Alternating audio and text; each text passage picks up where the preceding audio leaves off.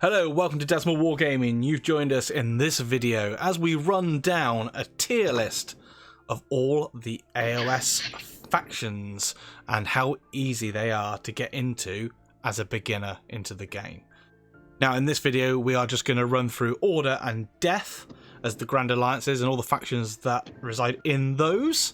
And I'm joined by my wonderful co-host, Mr. Dante Paints, and our special guest, Mr. Liam Badley. How's it going, guys? Good evening. And we are going to talk our way, or try and get our way through the different factions here.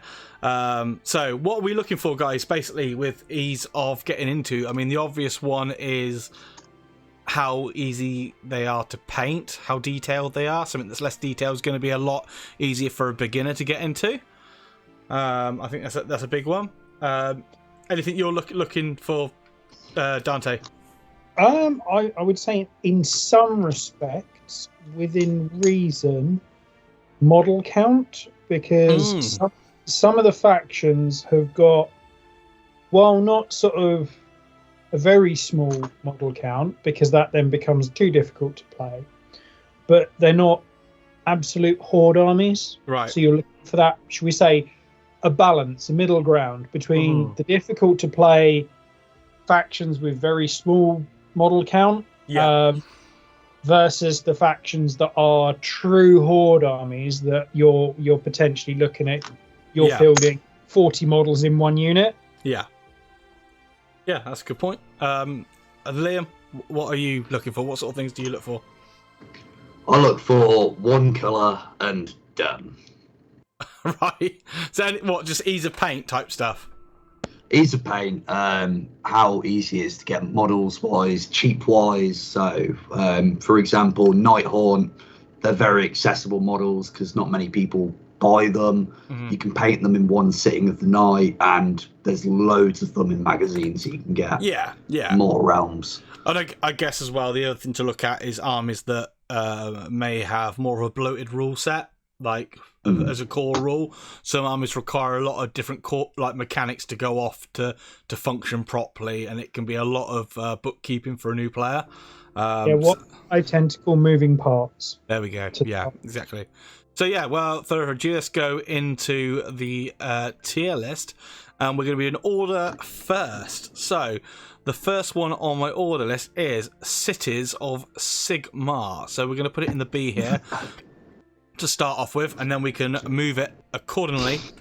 So Cities of Sigmar are quite hot off they're hot off the press at the minute. Not long been out with the new model range and the new book. They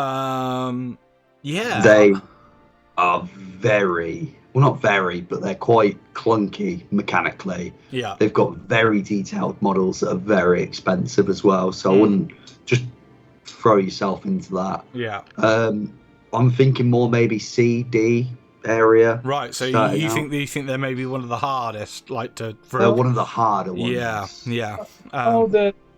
I agree in terms of what I've heard of the moving parts and the detail of the models. The actual schemes, if you're coming across from, shall we say, another branch of wargaming, it doesn't even have to be another Games Workshop IP, heaven forbid me saying that. If you're coming across from, say, a historical background, the theming of the colour scheme, Cities of Sigmar, is easier than some factions, shall we say? Yeah. Because there's a fair amount of armour and the like that can be all one colour. But yes, Liam's point is correct. There's a lot of other detail items that can be different colours on there. So for me, I wouldn't necessarily go right the way down to D, but I would definitely say that it's going to be a C. So I'll put it in C for now. Obviously, feel free, Twitch chat, people watching YouTube, we are streaming this on Twitch. So if you want to be involved in videos like this in the future, then do consider following or subscribing on Twitch and join our chat. So Four-Way Flashes on Twitch has said that as a 40k fan, Sigmar has some really nice models though. Yeah, they do have some really nice models. I mean, I'm more virgin on on these myself, just because all the reasons that have been stated so far. Also, because of how old some of the models are, some of them aren't great in tidying them up and things like that. So there's mold lines galore and things like that. Also, the range is vast. So there's a lot of war scrolls, there's a lot of models and a lot of different flavours to build an army.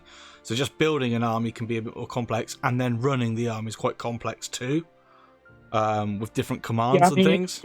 If it's going to provoke, I didn't realise that obviously it encompassed a lot of the older models as well. Yeah, so that's what people forget, because they've had the nice new range. It's like you kind of forget about it, but it's all like the old Dark Elf stuff, it's all the old Dwarf stuff.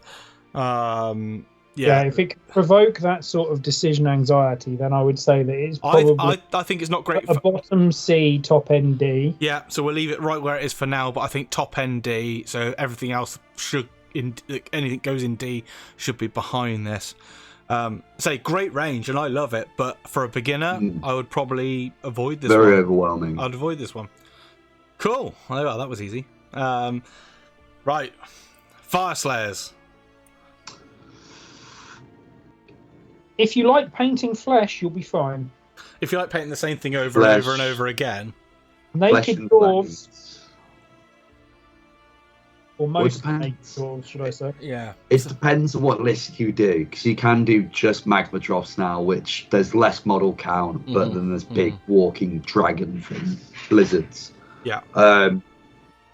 It's all depending on how you approach Fyreslayers. If you want the horde heavy with all the dwarves and the flesh. But that's exactly it, though. That's why I think they do go a bit higher, because you've got ways of doing it. You're not overwhelmed with option, but you have got the option. You want to run a horde? You can. You want to run a low model count army? You can. I'd say the models, a downside to them from a hobbyist is that obviously a lot of the models seem like rinse and repeat sculpts. They're very similar, but that might not be, but could be a benefit to someone new, because it means you can really nail down that one colour scheme, the rinse and repeat painting. So it actually could improve your painting on those particular models, because you're painting them so many times. As someone unfamiliar with obviously a lot of the battle tomes, how much moving parts have they got, or are they literally just... They're not too bad. Put them across the table and fight stuff. Yeah, they're not too bad at all. I think Liam will agree. They're pretty bare bones for like rules wise. They're not overly complex. So pretty straightforward. They've got the rune system, which they can do once per hero phase, but you'll get your head around it. It's pretty straightforward in comparison to other factions. This is high B, low A. Yeah, I agree. I think high B. Yeah, you can go either way, so I'd do the middle. We can move them as we go anyway. If another faction goes in that looks like it needs to bump one out the way, then we can do that. But yeah, I think... While I appreciate the low model count, I'm also very aware that sometimes a low model count army is not great for getting your scoring. So then could be a bad experience for a new player. Yeah, true. That is very true. But I'd like to think that, to be honest, if you're brand new anyway, you're just going to ignore objective games anyway and just... Yeah, you're doing it very much to get into the know-how of the game. Just do the hitting each other game and just have fun with it, really. And then once you start playing objectives and things, you learn what works, and then you expand your force and things like that. It's probably the best way of tackling it. But I get it. It does push you in the way of going General's Handbook and therefore match play, and then therefore playing the objective game. It does do that, but you don't have to. But yeah, I think Fyreslayers are solid. There we go. I think the model range could use a revamp, a bit more variety in there, but for a beginner, I think they're pretty solid. I think on some of the other factions, there's possibly some other factions that are due a refresh ahead of Fyreslayers. Yeah. I think you're right. So next in order is the Idoneth Deepkin.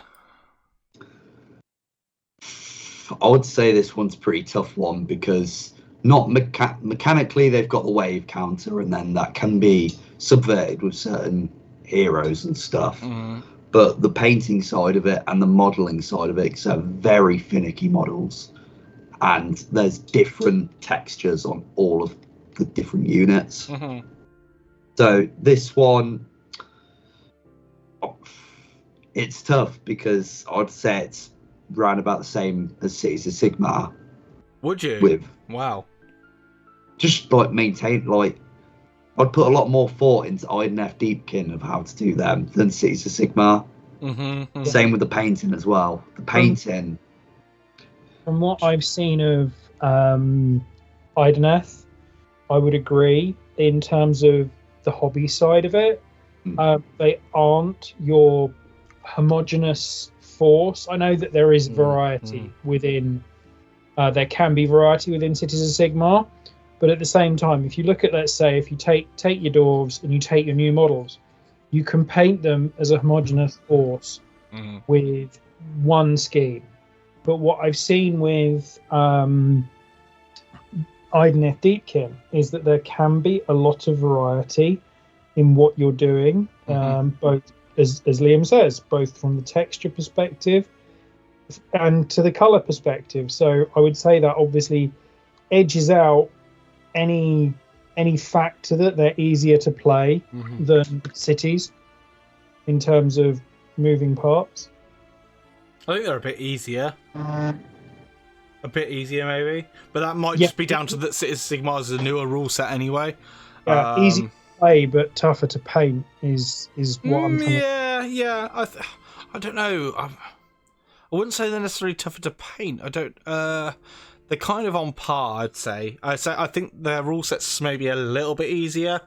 But a big negative for them for new people, I think, is anything where it could potentially, you've got a lot of flying stands are always a nightmare for like transport and things like that for newbies that don't know how to deal with moving around and transporting things on those stands, like a big turtle on a flying stem and eels and things like they snap. It's not, and that's just feel bads all around.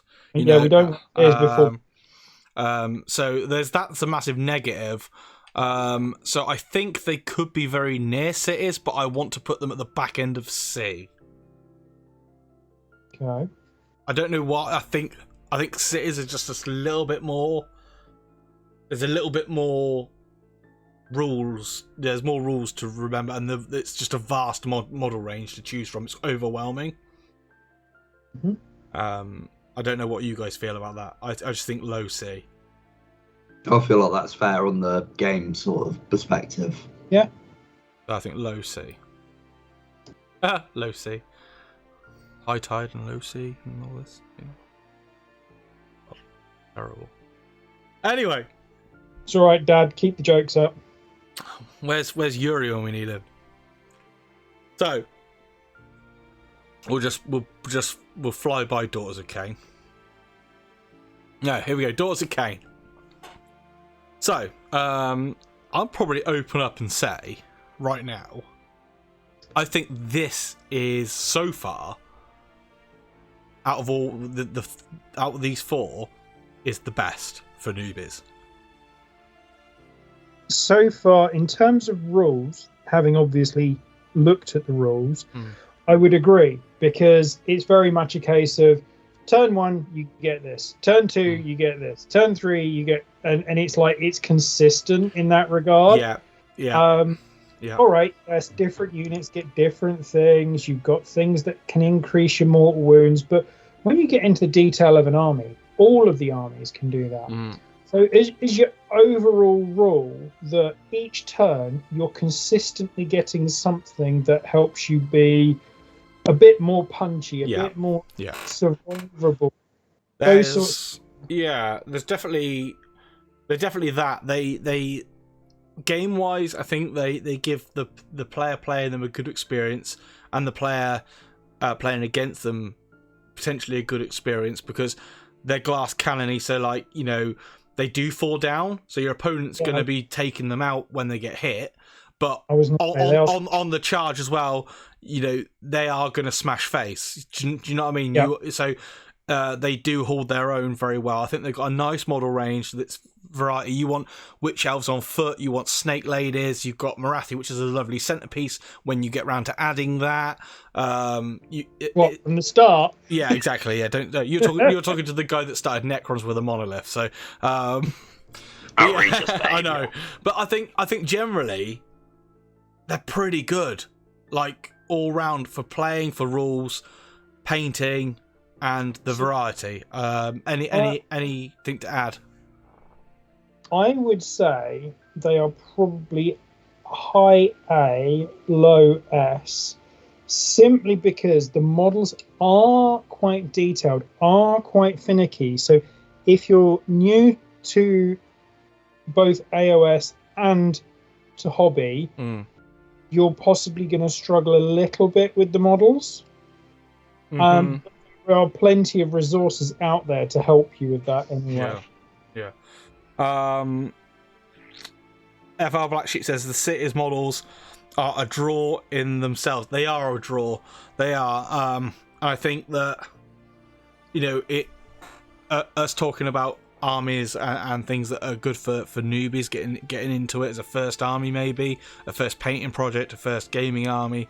They are pretty, and I think they do draw you in, but I think that you might fall off the wagon or fall out of love with them potentially because of their how complex they can be.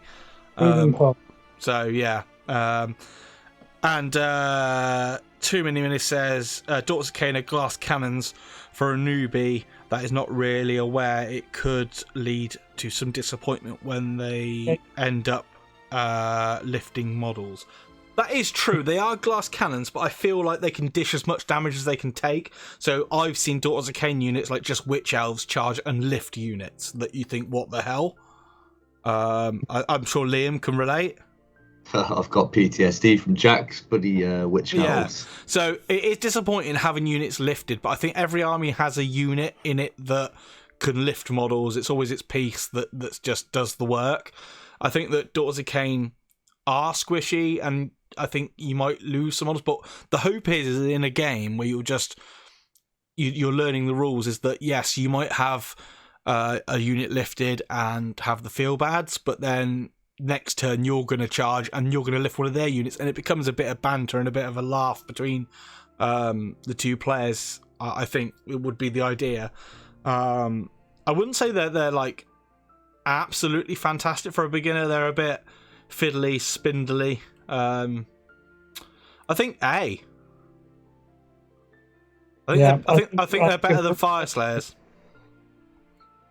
You could just do an army of snakes. Low model count. So you got low model count if you want. It's just options, and they're pretty good. So yeah, there we go. Any objections? Then do let me know. Let us know in the chat as well. I can move these around. It's not a problem. We can talk about it. Right, let's just put Kharadron Overlords in the D at the very bottom there, because no one likes 40k armies in Age of Sigmar. I joke. I don't, but yeah, we'll talk about it. So KO. So your big gunboats, they love to shoot. They love to shoot you when you charge them. They kill most things. It's a lot of rules. Very overwhelming. Model-wise, they're on giant flight stands, so you might end up breaking them. Exactly. Yeah. But you can paint an army in a night. Just go all gold or all silver or whatever. Yeah. Dry brush it and rust it up. I think painting's fine. I think painting them's fine. Again, you got the flying stands, and not as many as Idoneth Deepkin potentially. Depends what build you go for. But really, you're only going to have a couple of boats. But with KO, I would say to enjoy the army in any way, you're going to have a couple of boats. Otherwise, it's just not going to play well for you at all, because they lean right into it. So there's not much variety in the way of builds with it, because you kind of have to build around boats. You have to build around shooting.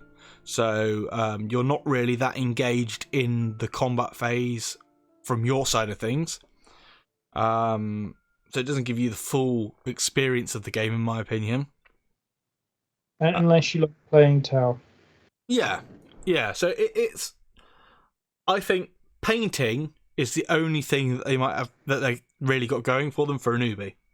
Right. Yeah. So let me look at this from another perspective. Is if we set aside, shall we say, the wider army rules, which may have quite a few moving parts, as you say. Mm-hmm.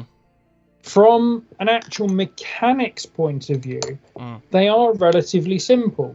You don't let your enemy get close to you. You try and shoot them as much as possible, which, yes, all right, you're almost ignoring a complete phase because you're trying to avoid the combat phase.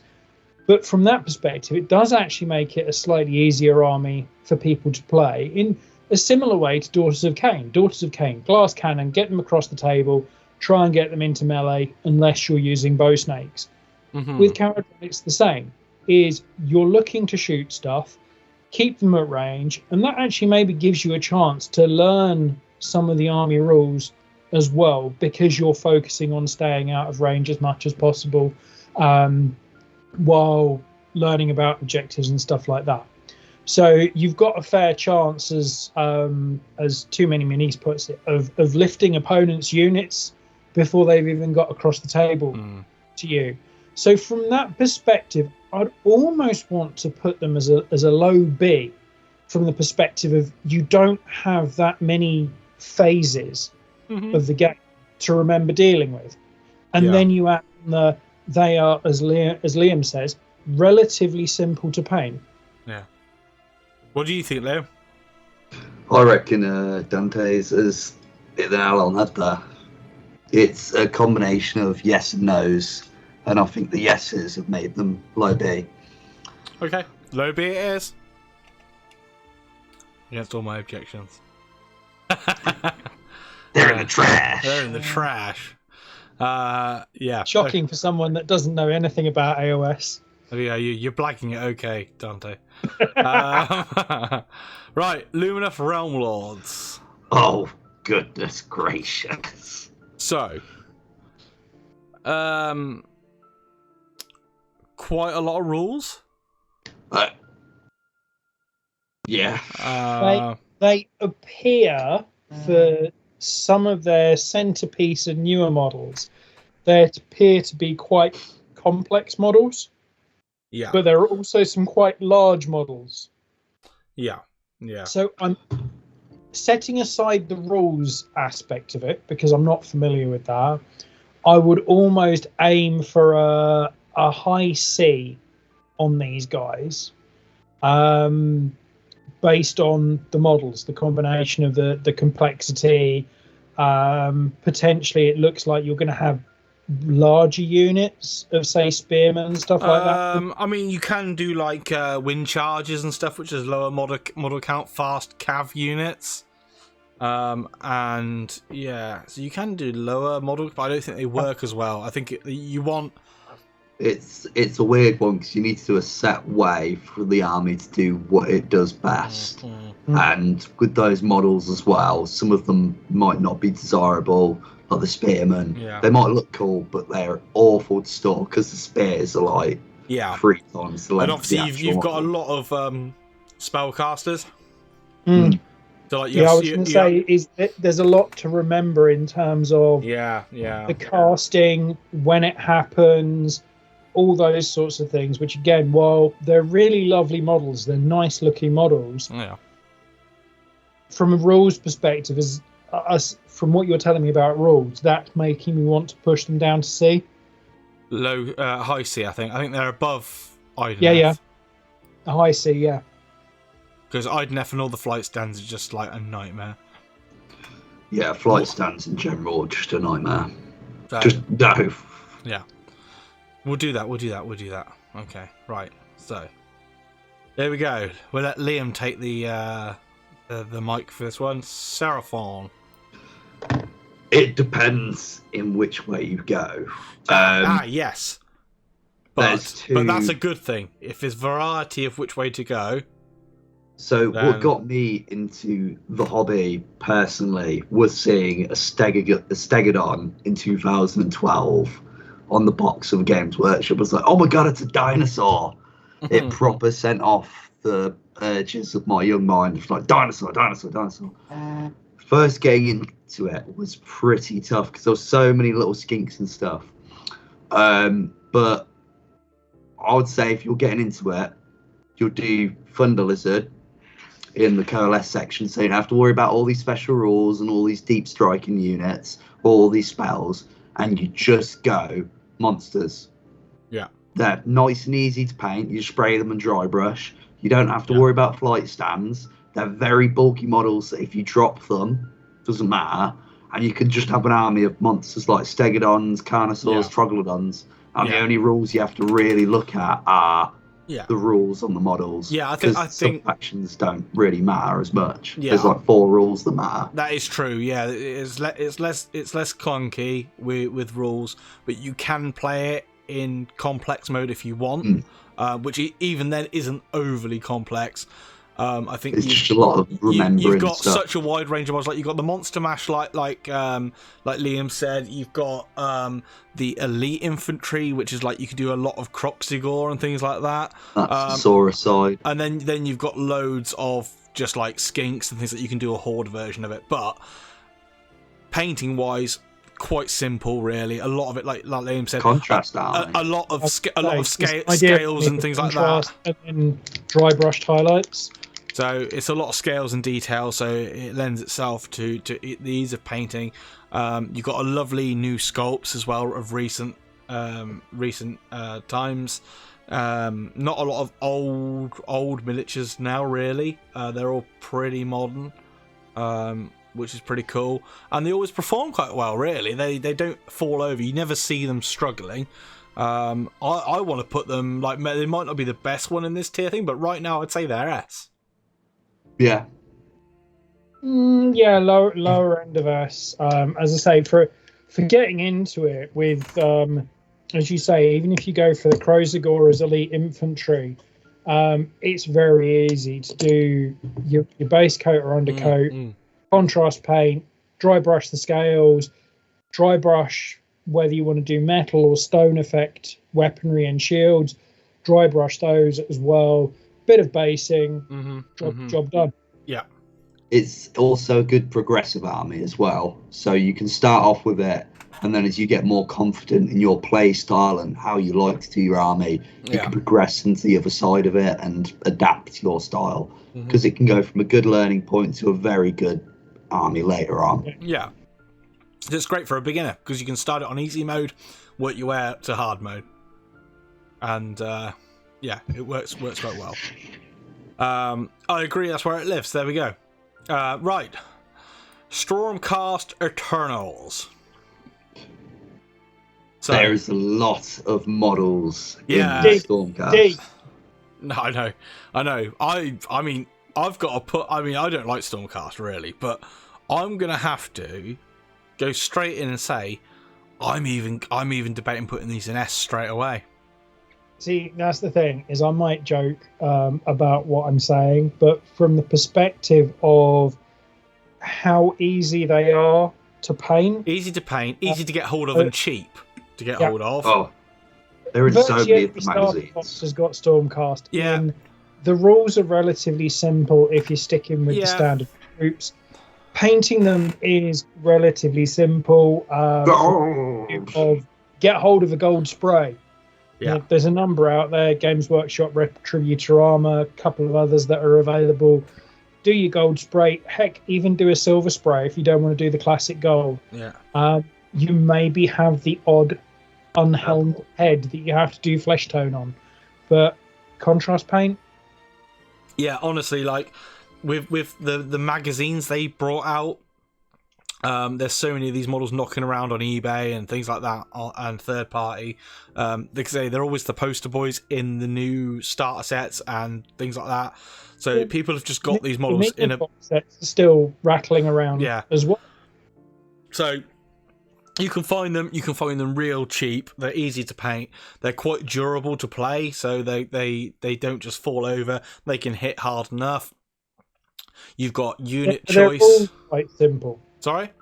Are there rules? Yeah. They're not really that complex at all. It's they are almost like, apart from me not liking the aesthetics and things like that, they are the perfect starter army. Hence why they are the poster boys. The other one, from a rules perspective, and again, I'm not wholly familiar.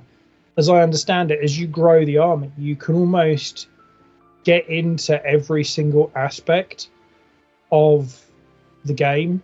So you've got flying creatures, you've got stuff that can deep strike when you want to add it, when you're ready to add it. Yeah. You've got stuff that can use magic. Yeah. But you're not having to lean into any one specific thing to make it work. Yeah. Yeah. Liam, have you got anything else to add? Dragons. Well, yeah, of course. Dragons. I did say flying. Dragons. So I'm thinking they go. I think they go in S, but are they better for a beginner than Seraphon? I would say yes. Marginally so, yes. Marginally, yes. Yeah. So you want them to the left of the Seraphon. There's that's what you did with Lumineth. Lumineth were to the left of. Yeah. That's right, isn't it? Yeah. Excellent.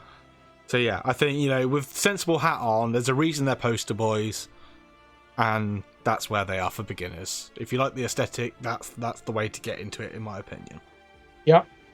So last of the order then, Sylvaneth. Now I'd love to put these in S tier. I think from painting wise, yes, they are S tier. Just sprayed brown and dry brush. Basic rule mechanics and survivability, D.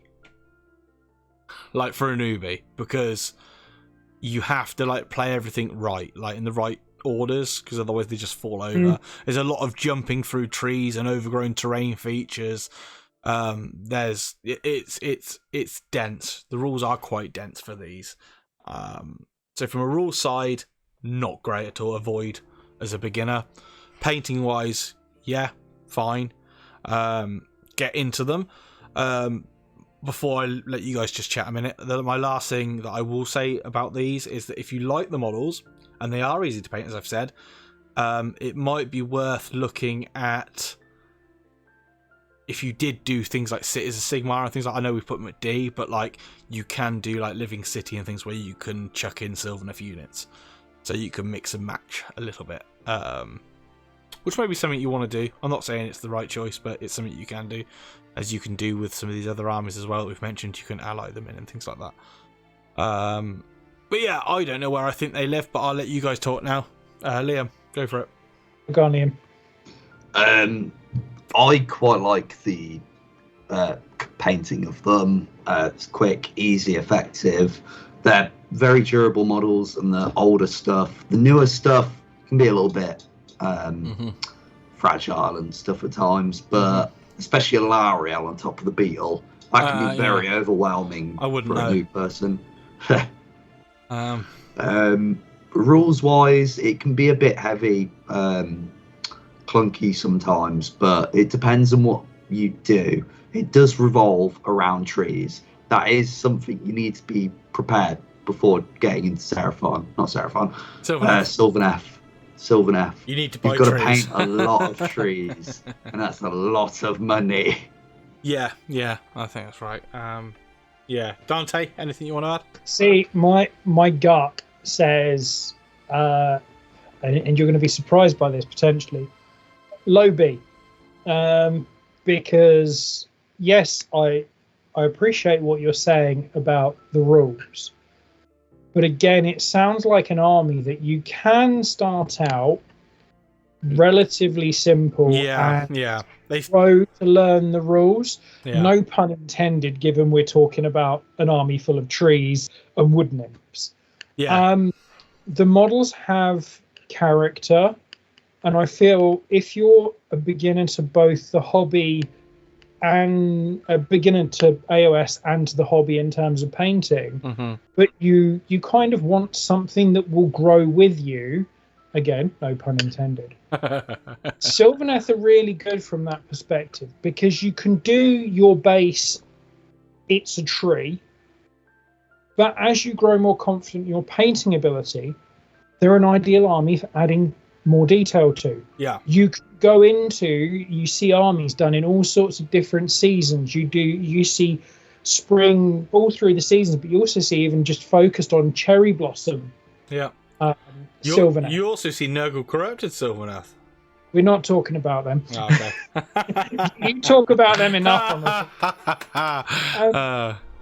but if you want something that the army will help you develop your painting skills, I think this is an ideal army from that perspective. Yeah, I agree. I think low B, isn't it?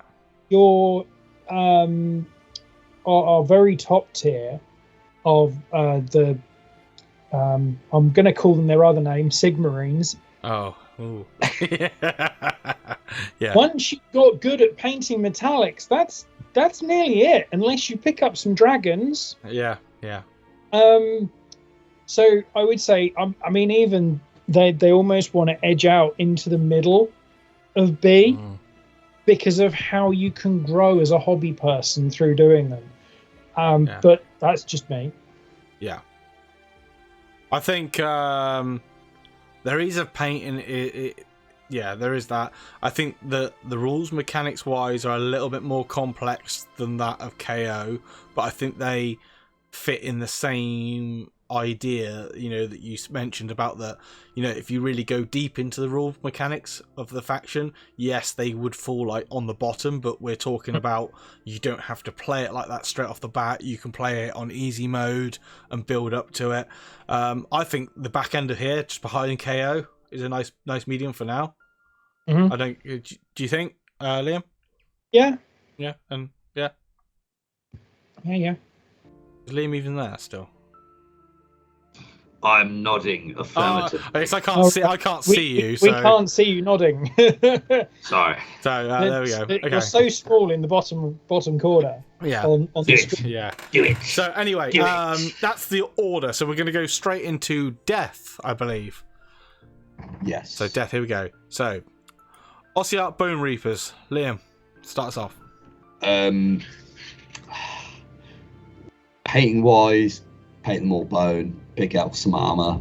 They're quite durable. Only things that are a bit of a pain are the lances occasionally, but they're pretty strong. Rules wise, believe it or not, I actually found them pretty easy to get into. I think you're right. It's a few orders and Ossiarch points, which are different to command points, but once you've got that, it's a pretty straightforward army. You move forward, you regenerate units with certain other units, and then you just sort of, it's the Necron sort of play style, but for Age of Sigmar without guns. Yeah. You just go forward, you whittle people down with your bodies, tank the hits, and then get onto objectives. Very Roman sort of going forward and getting stuff done. I think they're pretty good for a new person, and they look pretty cool as well. Yeah. What do you reckon, Dante? I don't know the rules, though I have heard that their rules can be a little lacking in flavour. Right. But at least from a model perspective, they look relatively simple to pull an army together. Yeah. In terms of painting. Yeah. I would say almost the top end of A. Yeah. Because I agree. It feels like, from what I've heard about their rules, and again, I'm not really the best person to comment on rules because I'm not that familiar with the factions. There's less opportunity for growth in terms of you learning a rule set than there are with other armies. Mm-hmm. Yeah, I think I think that's fair. Just high on the A side, I think. Liam, I think high A. Yeah, cool. We're all on the same page. Love it. So cohesive. This is great. No arguments. There's no fighting. What's going on? Are we saving it? Destruction. Oh yeah, we are. Yeah. Right. So Feck. Okay, this is the brand new book. So I mean, they have got a lot more complex as a baseline. Yeah, a lot more complex. Some of the models look amazing, but I feel might be a little bit overwhelming to paint.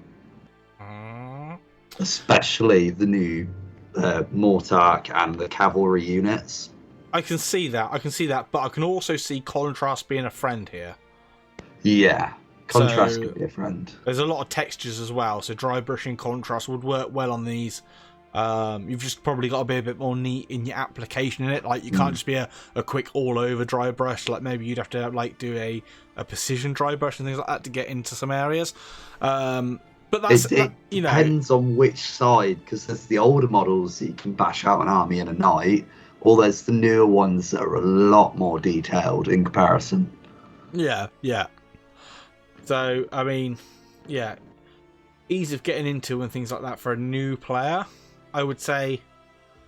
I don't think they're that complex though in their design that it's much of a negative. I think the rules are like the base rules are a little bit more wordy, but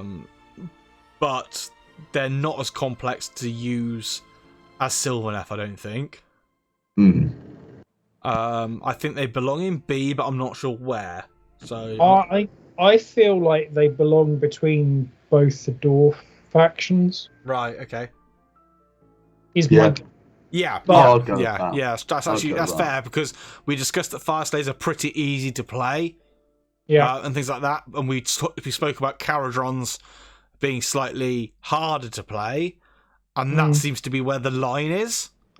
I mean, I'm even verging on looking at this now. Do we put Fyreslayers in low A, and we put Feck at high B?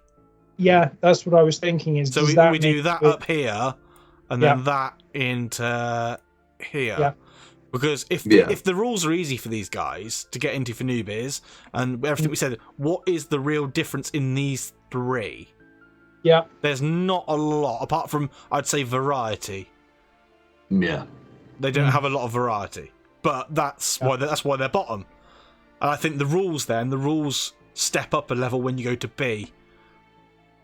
And it starts getting a bit more complex, and then going into C and D is where rules can be a little complex, and the miniatures are a little bit harder to paint, or they're fragile, or such and such. I think that's a nice place to put the Flesh Eater Courts. Yeah, nice one. Right, where are we now? Here we go then. Spooky ghosts. I want to say, if it wasn't for them being so spindly, S tier. Yeah. They're I would say low S tier as well. There's not a lot of grand faction rules. No. It's very much so what you do with the War Scroll. Yeah. That you can get the models really easily, and you can paint them really quickly. True, yeah. And you haven't even got to worry about what Ren does, because their save is just what the save is.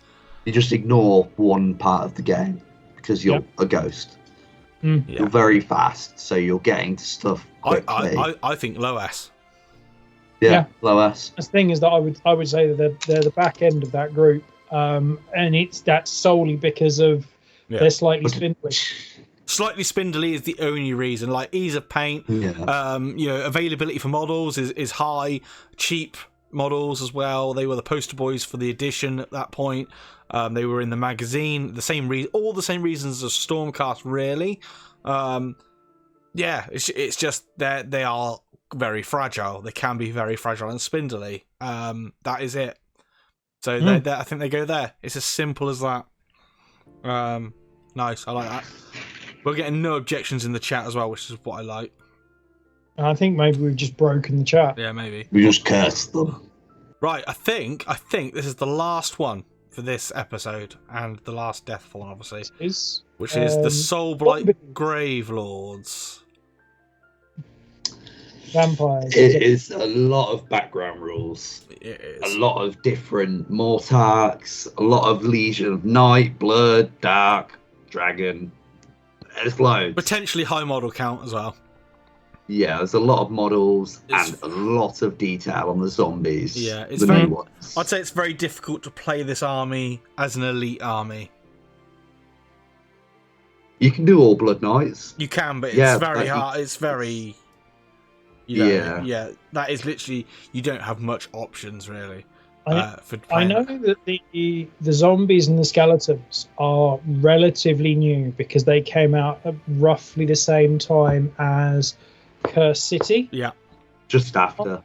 Are there any older models in there, sort of like Graveguard or the like? Yeah, Graveguard is still. Yeah, Graveguard's still ancient. Corpse Cart is still ancient.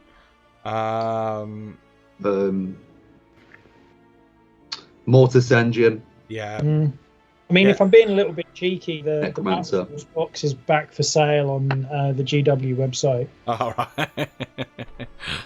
right. So yeah, I mean, you got to worry about your grave sites and things like that. I don't know. A lot of units get buffed with and without certain grave sites or certain heroes. It's a lot of background work. Yeah. And then you've got to remember at the end of every turn whether you can bring stuff back as well. And then there's extra, like faff. You end up forgetting a lot. So if you're not on it, I think like high C. Yeah, I'll go high C. I'm thinking low C, simply from the rules and the potential that I won't say the best way to play, but the main way to play is as a horde army. Feels like the main way to play as a horde army. I would even say I would struggle to play them more than Sigmar.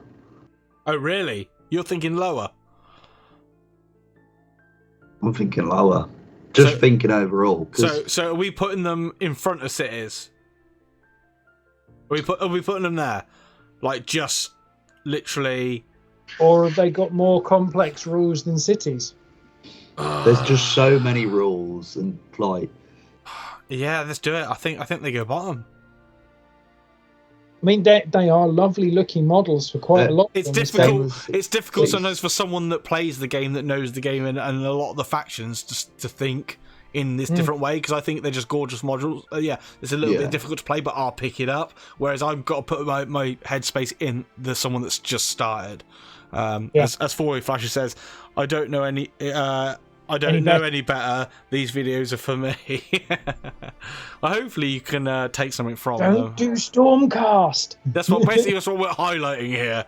So I think that leaves us with Destruction and Chaos, which we will do next time. So that is our tier list so far for Order and Death. I think it's shaping up to be a good one. Actually, we've had some good conversation about it. If you've got anything to add, then do leave them in the comments.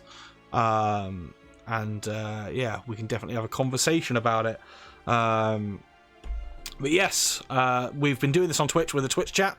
So if you're watching this on YouTube, do head over to Twitch, give us a follow, or better yet, a sub. And you can join in the chat then when we record these, and you can have your say as well. So, thank you for doing this with me, guys. Thank you, Dante. Thank you, Liam. We're going to do some hobby now on Twitch. So, everyone in YouTube land, until next time, stay safe and happy hobby. Happy hobby. Bye-bye.